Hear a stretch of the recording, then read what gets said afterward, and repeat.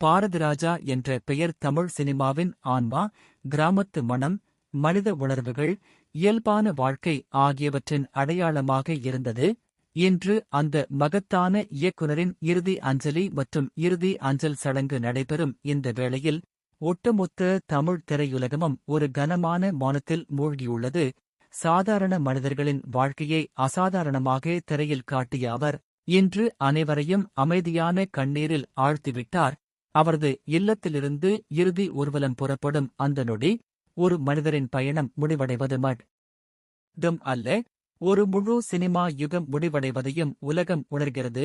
நடிகர்கள், இயக்குநர்கள், அரசியல் தலைவர்கள், ரசிகர்கள் என அனைவரும் ஒரே மனதோடு இறுதி மரியாதை செலுத்தி நிற்கும் இந்த தருணம், பாரதிராஜா எவ்வளவு பெரிய மனிதர் என்பதை மீண்டும் நினைவூட்டுகிறது. அவரது படங்கள் பேசின சத்தியம், காட்டிய உணர்ச்சி, எழுப்பிய விழிப்புணர்வு என்றும் மறக்க முடியாதவை.